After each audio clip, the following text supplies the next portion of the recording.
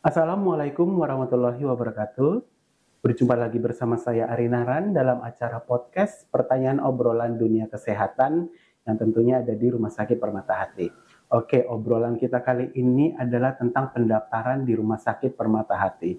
Banyak sih pesan-pesan yang masuk ya melalui media sosial itu yang bingung dengan pendaftaran di Rumah Sakit Permata Hati. Sudah bersama saya kali ini ada Ibu Rafika, beliau merupakan petugas dari Permata Hati di bagian pendaftaran. Ya, karena kita obrolannya tentang pendaftaran di Rumah Sakit Permata Hati. Selamat datang Ibu Rafika. Assalamualaikum. Apa kabar? Waalaikumsalam. Alhamdulillah sehat ya. Iya.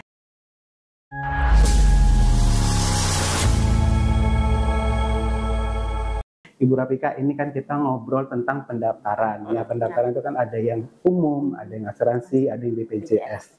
Ya, untuk ini kan banyak nih tentang pendaftaran BPJS. Ya, banyak kali pesan-pesan masuk di bagian media sosial. Iya, sebenarnya bagaimana sih cara pendaftaran untuk BPJS di Rumah Sakit Permata Hati? Untuk yang sekarang ya Bang ya? Iya. Untuk yang sekarang pendaftaran kita untuk pasien BPJS itu terfokus kepada aplikasi Mobile JKN Bang.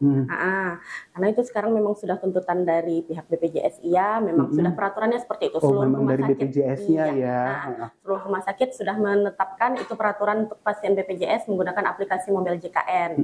Nah, jadi kalau misalnya pasien, kadang kan ada tuh pasien yang baru datang, mereka belum tahu aplikasi Mobile JKN. Nah, itu di saat itu kita bantu daftarkan onset ya Bang ya, manual. Tapi setelah itu nanti setelah pasien didaftarkan, nanti kita ada petugasnya, kita arahkan ke petugas untuk membuat aplikasi Mobile JKN. Jadi untuk pendaftaran selanjutnya mereka bisa menggunakan aplikasi. Oh, berarti yang pertama sekali perdana itu boleh ya dibantu. Tapi kalau misalnya pasien kontrol itu memang sudah tahu biasanya. Sudah harus ya pakai JKN ya. Bukan di Permata Hati aja, rumah sakit lain juga sudah menggunakan JKN ya. Berarti untuk pendaftarannya yang menggunakan BPJS yang perdana sekali itu boleh nanti dibantu ya, boleh manual ya. Pasien kan. Karena ada pasien yang baru datang, mereka nggak tahu menggunakan aplikasi, kita bantu dulu. Tapi setelah itu kita arahkan ke petugas kita, ada petugas pojok mobil JKN-nya. Oh gitu ya. Iya, Bang. Oke, untuk pendaftaran menggunakan BPJS itu ada nggak dokumen yang diperlukan? Kalau untuk saat ini, kalau dulu kan harus melampirkan fotokopi KTP, BPJS, ya Bang, surat rujukan. Kalau sekarang sebenarnya nggak ada sih Bang. Paling kalau misalnya pasien bawa KTP, paling kita pinjam untuk memvalidasi data aja.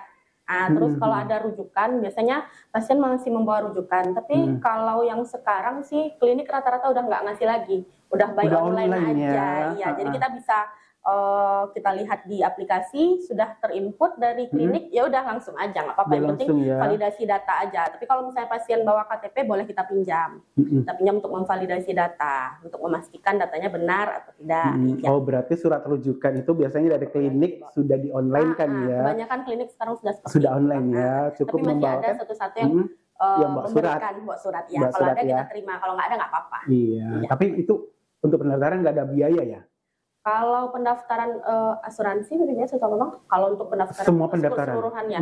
Kalau dari pendaftaran nggak ada, cuma paling kalau untuk pasien asuransi sama umum biasanya kan ada administrasinya Bang, cuma nggak bayar di pendaftaran, nanti di kasir sekaligus. Nanti di kasir sekaligus setelah berobat di situ dihitung semuanya. Kalau di pendaftaran nggak ada. Nggak ada ya? Nggak ada. Oke, untuk pendaftaran ini kan biasanya kita pendaftaran bisa booking nih untuk menggunakan JKN. Iya, benar. Ya kan? Itu waktu untuk pendaftaran JKN itu atau harinya berapa hari, untuk jamnya itu berapa jam sekali? Kalau yang penting kalau udah ada aplikasinya, dia sebenarnya yang proses pembuatannya itu Bang yang ada di tentukan. Misalnya pasien belum ada sama sekali aplikasinya, itu ya buka ada grup khusus BPJS untuk pembuatan akun aplikasi JKN, itu ada seluruh rumah sakit ada di situ. Jadi itu proses pendaftarannya mulai dari jam 9 pagi biasanya baru buka grupnya sampai jam 3 atau jam 4 sore. Tapi itu bagi yang belum punya akun. Tapi kalau yang sudah punya akun, selagi dokternya masih pasien masih bisa mengakses kok. Oh gitu, selama dokternya masih ada. Iya, masih ada jamnya, masih bisa diakses. Misalnya mau berobat besok, hari ini daftarnya boleh, atau mau berobat nanti siang, pagi ini daftarnya juga boleh. Boleh. Gitu. Ada nggak batas waktunya? Ada nggak batas waktu untuk kita pendaftaran? Saya mau ke dokter A nih, gitu. Ternyata dokter A ini mulainya jam 9 gitu. Ada nggak batas waktu saya masih bisa daftar jam 9 kah? Atau sudah nggak bisa lagi gitu? Bisa, Pada yang hari penting dokternya masih ada, masih bisa yang penting daftar. dokternya masih ada, masih poliklinik bisa daftar, ya. iya, masih berlangsung, masih bisa Bang. Oke.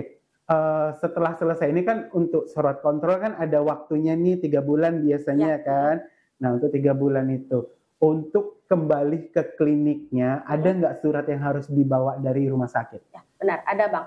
Nanti itu kita arahkan pasien biasanya dari poli, perawatnya nanti mengarahkan untuk ke pendaftaran bagian counter 3 kita biasanya loket 3. Di situ dibuatkan surat pengantar rujuk balik namanya ya Bang ya, untuk kembali ke Vaskes 1. Tergantung Vaskes 1 lagi, mau merujuk lagi atau udah stabilkah kondisi pasien. Kalau sudah stabil biasanya itu pihak klinik menyuruh pasien untuk kontrolnya di sana aja, kontrol lanjutan kembali ke Vaskes 1. Tapi kalau misalnya menurut dokter di klinik masih harus dirujuk ke rumah sakit, nanti klinik memberikan rujukan iya, ya. Benar. Oh berarti bisa disambung di klinik ya, dengan membawa surat dari rumah sakit tentunya penting kalau ya. udah 3 bulan nanti kita buatkan surat pengantar dulu kembali ke klinik. Oke. Ini ada pertanyaan sih dari di medsos ya. Kan untuk dokter kan ada beberapa poliklinik yang dokternya lebih dari 1. Ya benar. Iya. Nah itu untuk milih dokternya bagaimana? Milih dokter kalau untuk rawat jalan. Iya, sebenarnya kan dokter polikliniknya yang A ada 1, 2, 3. Nah ternyata pas di JKN itu dia pingin dirawat atau berobat ke dokter yang nomor 2 gitu. Itu caranya bagaimana? Boleh. Kalau misalnya kalau rujukan baru itu biasanya kan misalnya ke dokter penyakit dalam ya Bang. Dokter penyakit dalam kita kan ada 3 ya, dokter ID, dokter Amrizal sama dokter Beni. Nah kalau rujukan baru biasanya ada itu di bagian aplikasinya itu ada tanda panah pilihan bawah ya Bang. Ya kita klik itu nanti keluar nama dokternya. Boleh, pasien bebas memilih dokter mana. Tapi kalau misalnya sudah terpilih, misalnya di rujukan pertama dokter Beni misalnya Bang, ternyata pas pasien berobat kurang puas sama dokter Beni. Untuk kontrol selanjutnya kan dikasih Pak Beni tuh surat kontrolnya, di scan ke depan. Sebelum di scan boleh kok pasien nanya ke petugas di pendaftaran. Kontrol berikutnya. Ya untuk kontrol saya kurang nyaman nih, Mbak saya banyak kok, gitu. Mbak saya tadi berobat sama dokter Beni tapi ternyata kurang puas. Ada dokter penyakit dalam yang lain nggak ya? Misalnya ada ibu 2 lagi, dokter Amrizal sama dokter ID. Oh saya mau coba ke dokter ID lah, misalnya seperti itu kan Bang. Boleh, nanti kita online kan walaupun Pak Beni meng-online-kan untuk beliau, kita boleh mengedit untuk dokter lain. Oh berarti pada saat setelah berobat, setelah poliklinik, kita kan ngantarkan ke bagian pendaftaran kembali. Kan di scan kembali itu Bang.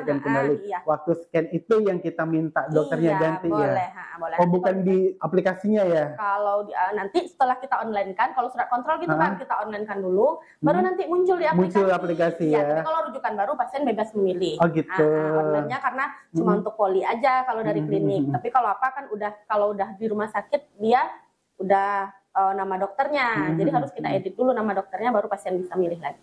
Oke, ya cukup jelas sekali ya pertanyaan kita tentang pendaftaran kepada Bu Rafika ya. Nanti kalau memang ada pertanyaan lagi juga boleh kok ke WA ke nomor-nomor ini aja, ya. Iya, nanti akan dijawab oleh bagian pendaftaran. Itu bisa WhatsApp, tapi nggak bisa telepon WhatsApp ya, hanya bisa telepon biasa, ya dan chatting. Ya itu saja mungkin bincang-bincang obrolan kita tentang pendaftaran ya. Saya bersama Ibu Rafika mengakhiri obrolan kita kali ini. Wabillahi taufiq walhidayah. Wassalamualaikum warahmatullahi wabarakatuh. Waalaikumsalam. Terima kasih Bu Rafika. Terima kasih Abang.